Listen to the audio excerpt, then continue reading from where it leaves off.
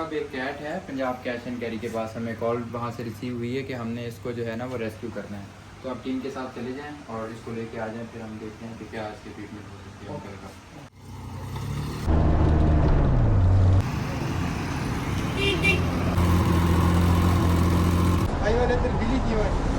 इधर यार उसको मैंने पिशो डाला तो पता नहीं। एक नंबर लिख लो, अगर उसमें मिले आपको तो कॉल कर दो। हाँ हटा दी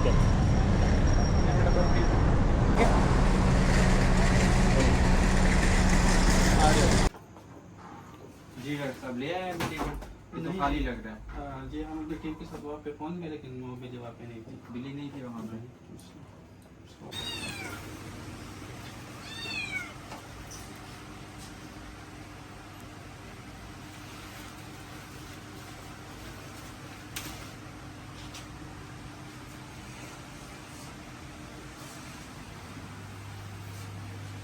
क्या हुआ क्या लोग ये ना कहेंगे फूके मारते हैं, मार्केट बढ़ता है ऐसे थोड़ा पर जाता ये कल ही वो रात को भाई साहब लेके आए थे, कहते हैं जी हमने रास्ते से उठाया है।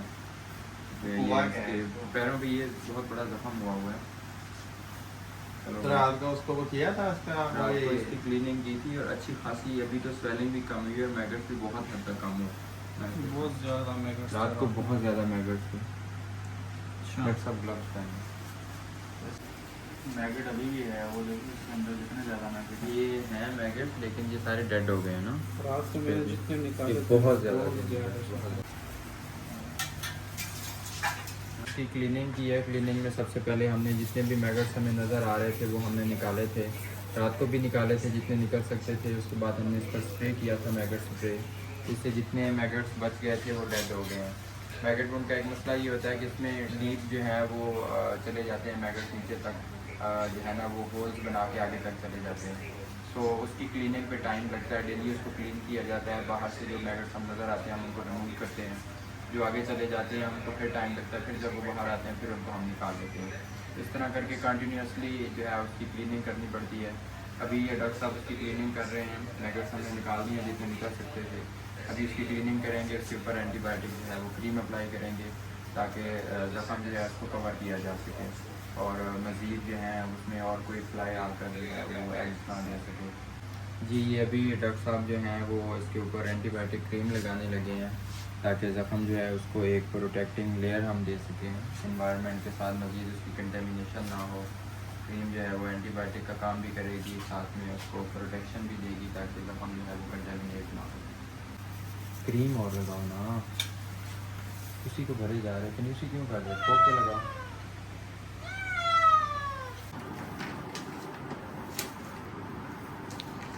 सीजर किधर है यार, ये कैसे खोलेगा?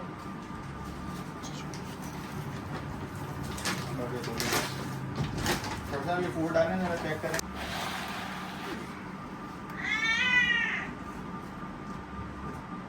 वैसे ही कैमरा कॉन्शियस लग रही है कि खाना खाओ नहीं अभी। वैसे खाया है इसने खाना? जी पक्की बात है, जी जी खा रही है, खैर खा ही लेंगे वो। किटन जो है इसका फॉलो कर दिया, जो आई वाला है ये इसका भी करना है फॉलो है। नहीं किया मैंने। जो फॉलो अप होना है, पहले चेंज हो रही है इसकी। जी जी ये जो केस जो है ना इसका कितने दिन हो गए इसका है हमारे पास? तीसरा सही है। किस कंप्लेंट के साथ क्या कंप्लेंट क्या थी भाई? इस थायराइड हाइपोथायराइडेशन कुछ आइस नेजल डिस्चार्ज आइस से डिस्चार्ज हो जाती तब खाने लग गई ये भी। है। सुबह खाना है। चलो इसको फॉलो अप करके देखते हैं, अगर हो सकता है तो मैं भी रिलीज कर दें। चलो अभी नमाज पढ़ लें फिर देखते हैं। ओके। तारिक भाई, किटन का भी फॉलो अप कर लेंगे।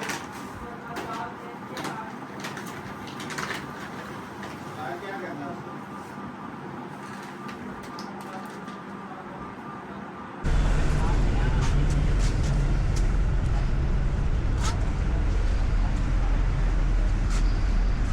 ये इसके अंदर है, ये निकल जाती है ना इसलिए ऊपर रखें।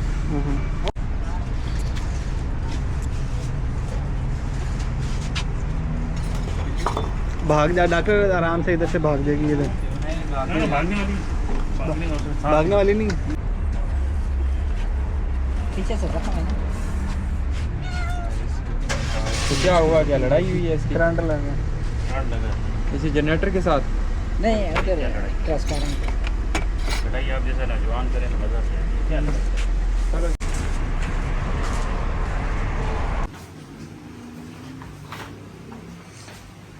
निकालें डॉक्टर साहब। क्या कंप्लेंट थी, इन्होंने क्या बताया था? इसको इलेक्ट्रिक शॉक लगा है। वहाँ जो ट्रांसफार्मर था पंजाब कैश एंड कैरी वहीं से? जी जी बिल्कुल। अच्छा, तो सारी स्किन जल गई हुई है। और इसके अलावा भी जख्म हैं कहीं या बस यहीं है? पीछे से शायद ये तो छोटा सा बच्चा है यार, ये तो। उसको पहले से शायद जख्म था पीछे से। ओहो, गल चुकी हुई है सारी। इसकी मल्टीपल सर्जरीज होंगी वरना तो ये सिचुएशन नहीं। खाना खा रही है? ट्राई किया ट्रीट्स वगैरह? जी बिल्कुल सही। ट्रीट दिया इसको? खाना खा रही थी मेरे पास इसकी। ट्रीट दिया इसको? जी सही है, ओके।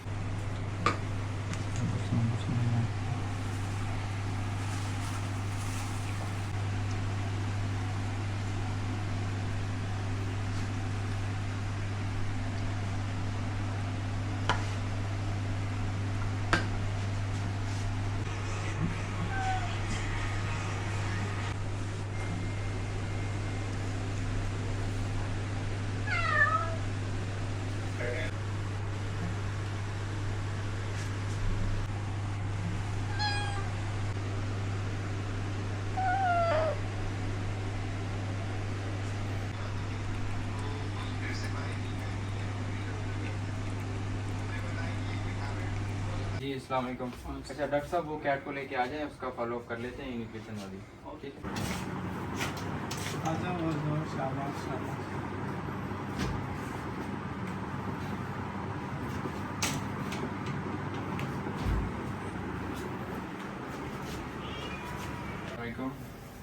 ये आज जो है वो इसका हमने फॉलोअप करना है। तो अभी आज मैं इसका गाल चेंज नहीं करूँगा, जैसे इसकी क्लीनिंग करेंगे और खाना पीना भी इसका ठीक है, तो हमें इसको ड्रिप लगाने की भी ज़रूरत नहीं है। तो जस्ट हम इसकी क्लीनिंग करके इसको रख देंगे, कल इसका गाल चेंज करेंगे। इसको एंटीबायोटिक की भी ज़रूरत नहीं है क्योंकि एंटीबायोटिक की जो डोज इसको लगनी थी वो कंप्लीट हो चुकी है। अभी हम जस्ट इसकी क्लीनिंग करेंगे और अभी ड्रिप की भी ज़रूरत नहीं है क्योंकि इसमें डिहाइड्रेशन नहीं है, ये खाना पीना बिल्कुल नॉर्मली खा रही है। और ये माशाल्लाह से जो दूसरी आँख है इसकी बहुत हद तक बेहतर हो गई है। बस बस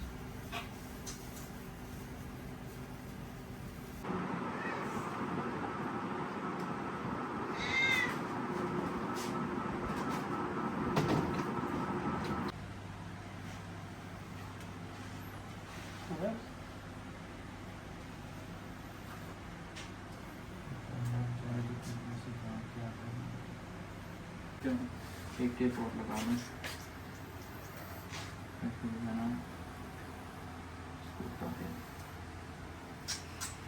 चलो गुस्सा नहीं करना।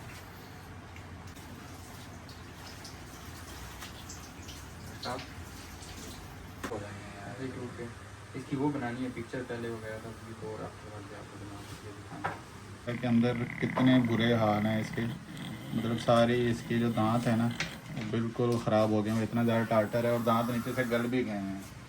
और इस तरफ दूसरी तरफ भी दिखाएं, ये इधर दिखाएं। अभी ये देखें जी, दूसरी तरफ के जो दांत हैं उसके भी हाल इतने बुरे हैं कि इतना ज़्यादा टार्टर है। आप मतलब देख सकते हैं कि दांत कम नज़र आ रहे हैं, ऊपर जो गंद है वो ज़्यादा नज़र आ रहा है। चलिए स्केलिंग के बाद आप इसके दांत देखें, पहले आप देखें क्या सूरत हाल थी और बाद की सूरत हाल देखिए। इसके सारे दांत जो है ना हिले में हैं, ये देखें हाथ लगाने से आपको महसूस हो रहा है कि सारे दांत इसके, जिस दांत को भी आप हाथ लगाएंगे ना सारा इसकी वजह से इन्फेक्शन इतना फैल गया है कि सारे दांत इसके हिल गए हैं, सारा जबड़ा इसका गल गया है। अगर आप इस तरफ देखें तो ये देखें, ये भी दांत जो है ना ये सारे हिले हुए दांत हैं इसके। पर ये है कि स्केलिंग होगी है, कम से कम इसके मुंह को थोड़ा सा रिलीफ इससे मिल गया होगा। अरे ये जी इसके अंदर से जो है कचरा जो है निकला, ये इसके दांतों के ऊपर जो लगा हुआ था। सब इसको ले जाएं आप तो ले जाएं यार इनको। ड्रिप लगाएं क्योंकि जब भी आपने एनेस्थीसिया के बाद एनिमल आपके पास आए ना, बेशक स्केलिंग है या कुछ भी है, आपने नॉर्मल सलाइन उसको ज़रूर लगानी होती है। ताकि एक बार जो एनेस्थीसिया बॉडी के अंदर गया है उसको भी जब एनिमल एनेस्थीसिया के बाद एक बार पेशाब कर लेते हैं ना, तो सारा जो मटेरियल अगर यूरिन स्टेसिस हो जाए, अगर एनेस्थीसिया के बाद आप ड्रिप नहीं लगाते और एनिमल यूरिन नहीं करता, तो फिर उसके अंदर बहुत ज़्यादा कॉम्प्लिकेशन आती है। तो आपने ये आपकी रूटीन की प्रैक्टिस होनी चाहिए कि जब भी आप एनेस्थीसिया के बाद पेशेंट को लेके आएँ, आप इसको ड्रिप लाजमी लगानी है। एक तो हेल्प होती है इसका एनेस्थीसिया रिकवरी में, दूसरा ये होता है कि आपका जो है ना एनिमल जल्दी होश में आ जाता है और आप भी सेफ रहते हो।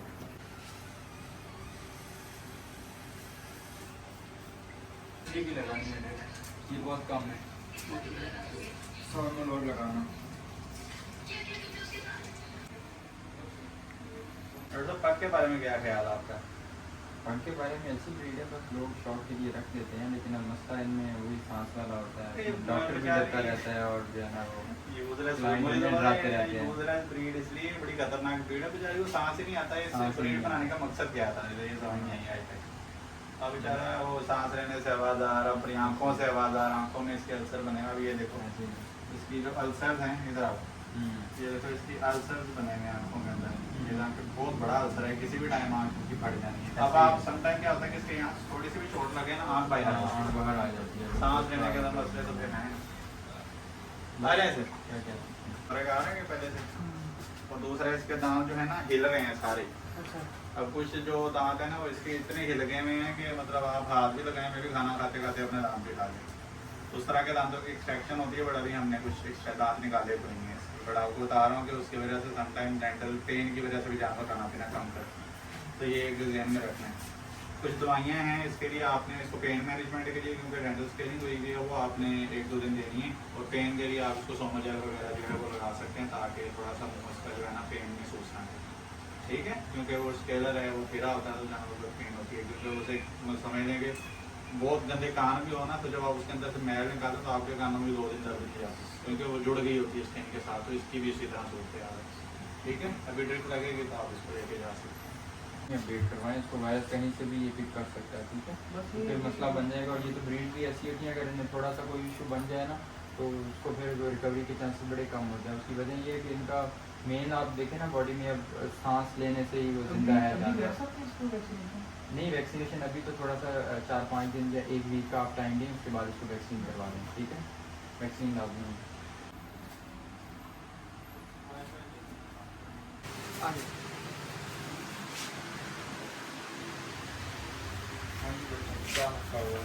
जी बताएं क्या हुआ इसके साथ?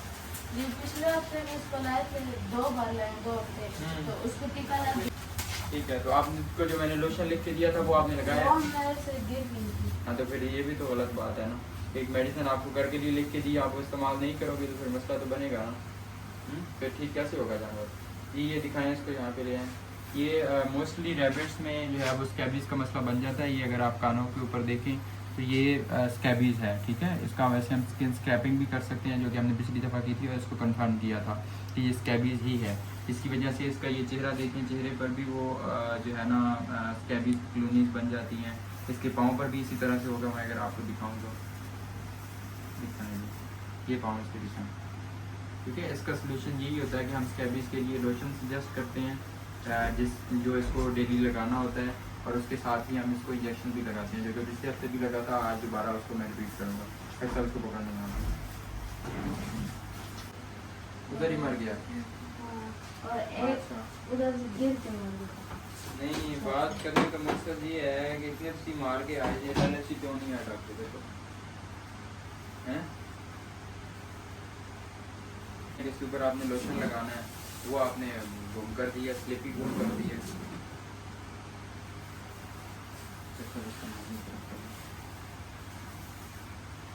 खाना खा रहा है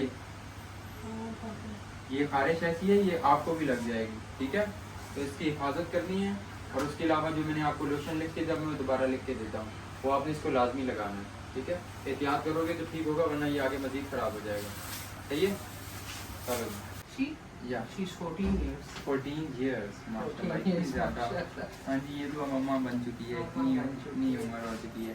अच्छा, रीनल फंक्शन टेस्ट ना करवाना मैं उसी तरफ आ रहा हूँ, जी। अगर मुझे थोड़ा सा हाँ, टाइम देना। हाँ, हाँ, अब हमने करनी है इसकी जी। डेंटल स्केलिंग, ठीक है, सही जो है। कि अल्टीमेट इसका सोल्यूशन है। सही अब है। इसकी एज इतनी ज़्यादा है कि इसमें एनेस्थीसिया का बहुत ज़्यादा रिस्क होता है, ठीक है। अच्छा। अब उस रिस्क को कम करने के लिए हम इसका पहले ब्लड टेस्ट करेंगे, ठीक ओके, है, ओके। ताकि हमें लीवर का, किडनीज का, ओवरऑल इसकी जो इंटरनल कंडीशन सही है, है, इंटरनल सही है। हेल्थ है, उसका हमें आइडिया हो, ताकि उस हिसाब से हम जो एनेस्थीसिया की डोज मेंटेन करनी है, हम जी। उस हिसाब से करेंगे, ठीक और है। जी ऑब्वियसली कैट है तो दांत तो इसके जीए में ही होंगे, हाँ जी, है ना? हाँ जी, हाँ जी। हाँ। ये ये ऐसा देखिए तो ना, नहीं करने भी नहीं देंगे। ये इस तरह क्यों कर रहे ये हैं? ये ऐसे ही होता है, जब मुंह में अगर छाले बन जाएं तब भी ड्रोलिंग होती है, दांत खराब है, इन्फ्लेमेशन है, इन्फेक्शन है उसके माउथ में, पेन है, जिसकी वजह से अगर आपको ये देखें कितनी स्मेल आ रही है आपको। स्मेल तो हाँ, काफी ये दिनों से आ रही है। हाँ, ये स्मेल इसी की वजह से होती है, दांतों की लग रहा है वजह से। इसमें कोई चीज नहीं, ये वो वजह नहीं है, ठीक है। डेंटल स्केलिंग में एक और चीज़ मैं आपको बता दूं, फिर स्केलिंग के दौरान ही इस चीज़ का हम डिसाइड करते हैं कि अगर कोई दांत हमें लग रहा हो कि बहुत ज़्यादा बिल्कुल खराब हो खराब चुका है, है, तो तो हम उसको एक्सट्रैक्ट कर दें। ये हम कैट के डेंटल स्केलिंग करने लगे हैं। ये अगर आप इसके दांतों की हालत देखें तो कितनी ख़राब हो चुकी है। ये मुसलसल रोलिंग कर रही थी, इसके मुंह से सैलिवेशन हो रही थी, और जो है ना अभी हम इसकी स्केलिंग करते हैं तो उसके बाद ही फिर आपको मनाज़र दिखाते हैं। है वो कंप्लीट हो गई है। ये टीथ हैं जो हमने एक्सट्रैक्ट किए हैं, और इनमें से एक टीथ देख रहे हैं कि कितना उसके ऊपर प्लैक जो है वो जमा हुआ है। और इसके अलावा अभी हमने इसको वार्मर में रखा है ताकि इसका जो टेम्परेचर है और जो वाइटल्स हैं उनको हम स्टेबल कर सकें।